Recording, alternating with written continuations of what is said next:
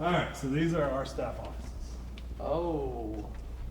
So Jordan, our youth and college director. This one's me. That's Eric. Stevens over on that side, our executive director. This is your office? This one's mine. This one's yours? Let's just get like a straight on shot. Yeah. Just like Sit in the right place. that's the right place. All right. And then say your name and your occupation, what you do. My name is Kent Bateman, and I am a pastor at City Church in Knoxville, Tennessee. Okay, and I'm just gonna ask you random questions and just answer them honestly. That's it. Don't answer them dishonestly, for sure. Is that okay? Yeah, don't I answer. need to rethink my responses. What's the worst sermon you've ever heard in your life? Oh man, worst sermon I've ever heard in my life. So this one was more recently. It was after I became a follower of Jesus. I was listening to a pastor, I think he's somewhere on the West Coast, and he said something to the effect, he was telling the story about how, Peter walks out to Jesus on the water, and he takes his eyes off Jesus and he falls into the water, kind of this classic story from the Gospels, and Jesus pulls him out of the water, and then the very next story in the passage, or in the Gospels, is then Peter helped distribute the bread and the fish that Jesus multiplied and fed to multitudes. And the point that this guy made from this sermon, his kind of tagline from that whole story was, sometimes even right after you fail, you've got to be ready to minister to people. And his tagline was, you got to worship while you're wet. And he just kept saying, you got to worship while you're wet. You got to worship while you're wet. And the whole time I was going, I don't think this is landing the way that you want it to, or the way you think it is. But he just kept saying it. So the big thing I pray through, I spend more time praying after the teaching than before. Before, it's usually a short, simple prayer where I just say, God, help me to be calm, help me to be clear, and help me to be courageous. Those are the three things. And some of that comes from conversations that I've had with my mentor just about what he sees as the gifts that God has given me, and the specific wiring of who I am and how I like to shepherd people and communicate to people. So those are usually the three things I pray beforehand. The things I pray after is I'll come down here and sit in that seat right after I come off stage, and it's usually more of just a generic, like, was there anything I said that was more about me than it was about the text or about who God is? If there's anything that I need to own, anything that I haven't fully embodied myself that I talk about, which usually takes a while, and just any opportunity to repent so that I'm not furthering hypocrisy in my own life. I feel like those are the main things that I work through afterwards. It was kind of funny when I first decided I wanted to go into ministry. I had a couple different guys who were in ministry ask me, like, what role, like in what capacity do you want to be a minister? Like, do you want to be like the upfront communicator, preacher, teacher type, or do you want to be more behind the scenes, making groups happen, taking care of details that are a little more under the radar?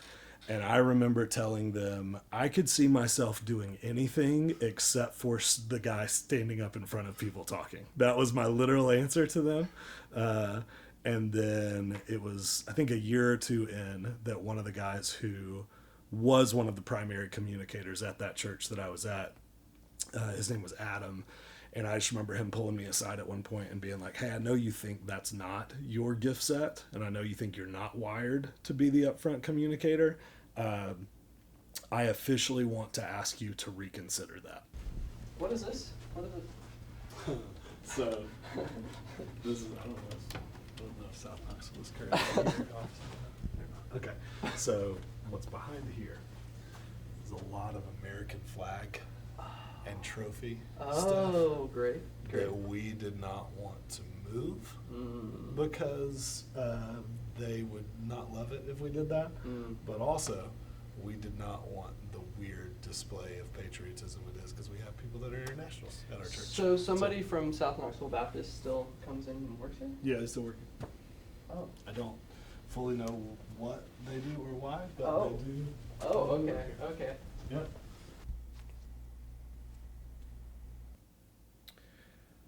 I think probably for a certain time in history and for a certain type of person of a certain age and a certain background, his style was probably very helpful. Maybe still is very helpful. I think for a different generation of Christian, for people that have had terrible experiences with the church or have had men in positions like his, commit crimes against them, betray their trust in various kinds of ways. I think some of the very polished, the very rehearsed, almost semantics heavy business jargon format and medium of his message can create a real barrier. There's a quote about Spurgeon and how Spurgeon would often like smoke cigars in the corner, like he always, and there's an entire poem about it, like about how Spurgeon would write his sermons as he smoked cigars. That's actually partially what inspired this documentary, is that I tried to get an AI generated Spurgeon sermon. And it did such a good job because he has such a distinct cadence. And they captured it? Yeah. Cool. Yeah, such a distinct cadence and like way of preaching that all of the stereotypical Spurgeon-esque things can be replicated, no problem. Yeah. That's what I learned. So that's interesting. Yeah. Very interesting. Yeah, I think one side is probably a little more focused on content, saying things that are true, regardless of how they might make a person feel or react or ask questions or any of that.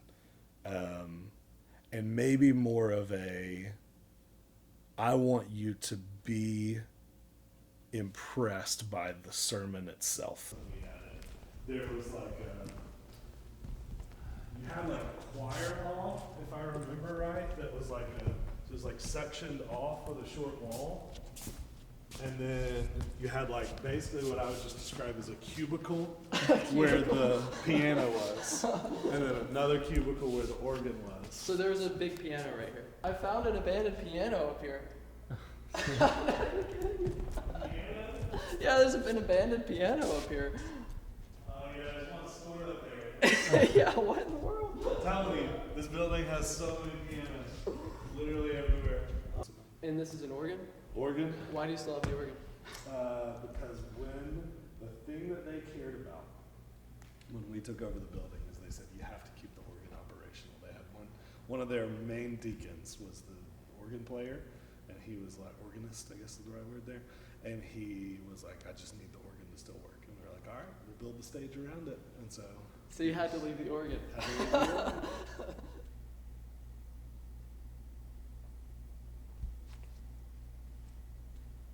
Assume that it just has like the full wealth of biblical scholarship and is appropriating it well. Assume we have the perfect. It's a big assumption, but sure, It is a big assumption, but maybe we get there, at the end of the 21st century or something, and we have at least an AI that can say what scholarly opinion is about certain texts easily and communicate that well.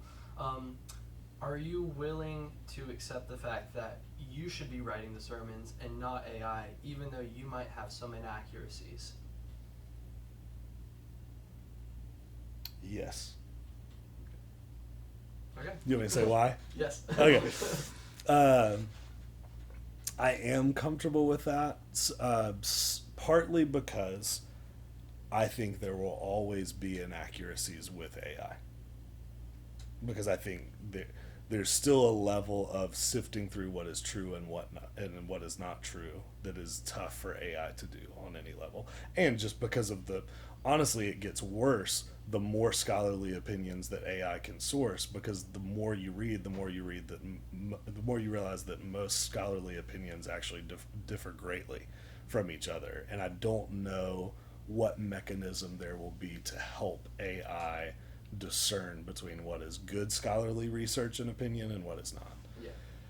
But the other thing is, there is still a level of knowing people relationally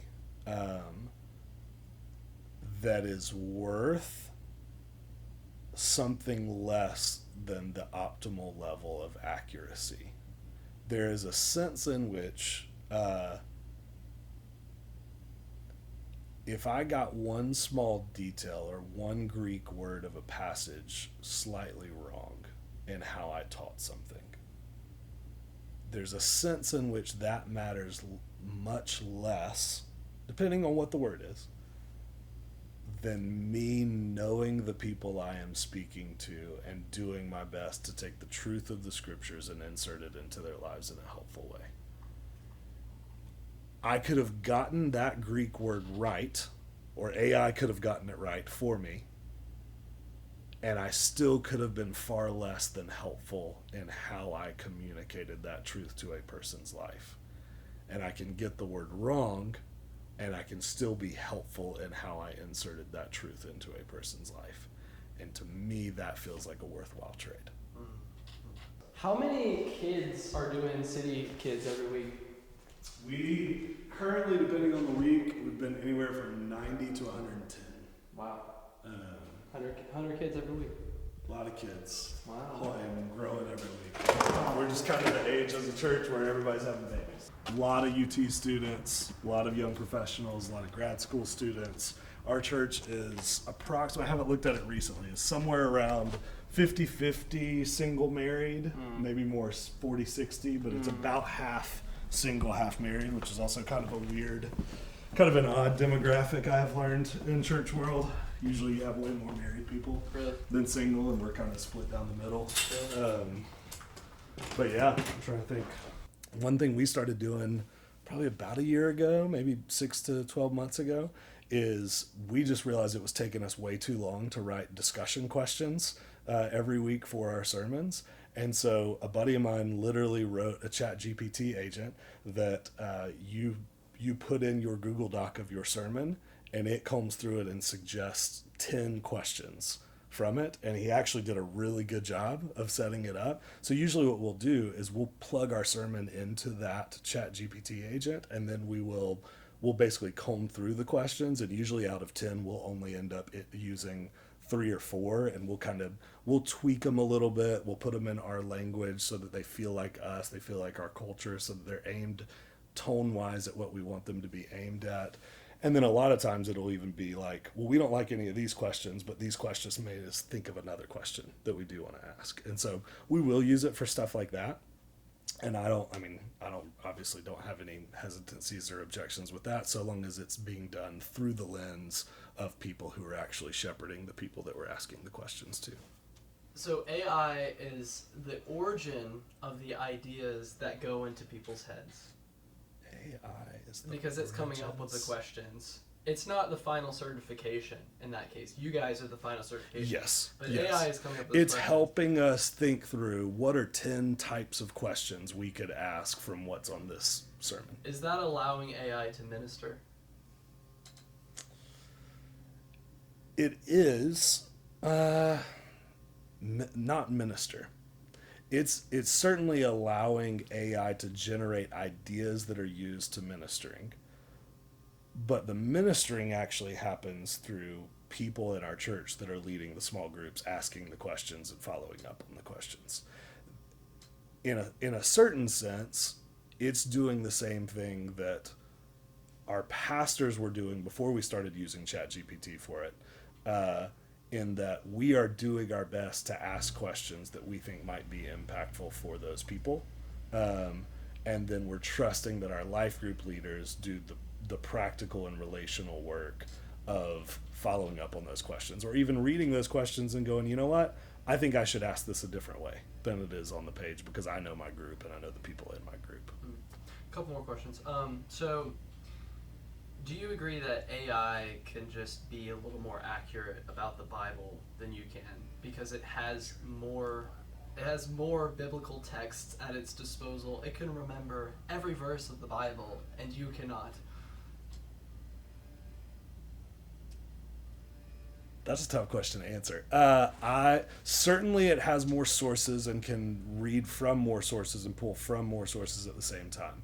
My experience is not that it has more or more maybe more quantity, more quantity of knowledge uh, than I do or a human being does.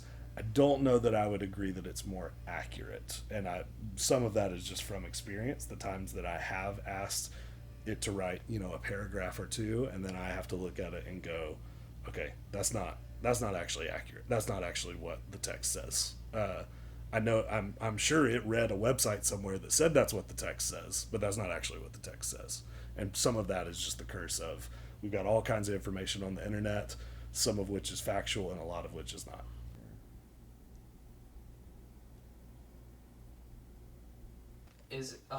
Let's say that you and Sean tell me the same thing, give me the same piece of spiritual advice. Yeah. Is there a difference? And should I look at the fact that you said it to me as more weighty than the fact that Sean said it to me? Because you have authority, the authority of the pastoral ministry. Maybe in a sense, only in that if you have said I am a part of this church and I submit myself to its leadership. So like for us, the way we do it here is like somebody goes through our membership class. Part of the membership class is a person voluntarily opting into I commit to submitting to the leadership of this church and bringing any issues, any grievances, any of that to the leaders of this church as I have them. So we've kind of given people the option to opt in themselves to submitting to the authority of the local church. So in that way, that is different than just, an informal agreement that you've made with a friend of yours to listen to one another and take counsel from one another. So I think maybe that's the primary way that it expresses itself here, is just that people in our church have opted into ascribing to that level of authority. But just me as a person on stage at our church, for the average person that has not gone through the membership process and has not opted into that, I don't know that anything gives me authority other than just God has put me as a leader of this church.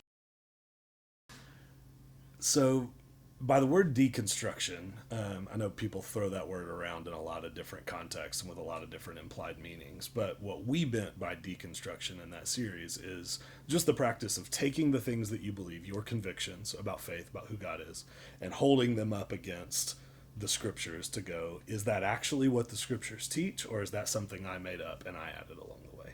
And so we said that by doing that, you actually can help reinforce and strengthen your faith. And I remember the first week was just about how that works and how to deconstruct in a way that's actually helpful, that strengthens your faith.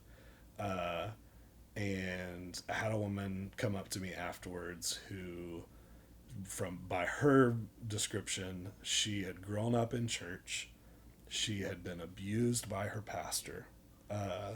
She had been through I think she was on her third marriage. She'd been divorced twice, was on her third marriage, and had basically been shunned because of her divorce from every church that she was at. As soon as they found out she was divorced, their posture in obvious ways or subtle ways just immediately changed towards her. She felt like an outsider. And so what that had done is sent her on basically I think it was like 15, 20-year journey away from church. She didn't want anything to do with any type of church, didn't want anything to do with anybody who claimed to be a believer, just because of how terrible her experience was with the church. And she came up to me and said that she had never heard anybody give her permission to have questions or to have doubts or to have objections. And she kind of said with this, like, it was so weird. It was like what felt like both regret and sadness and hope at the same time. She kind of just said, I wish somebody would have told me that 15 years ago. And that it's like made me so sad for her, that nobody had said that to her, that she was allowed to have doubts and she was allowed to have questions.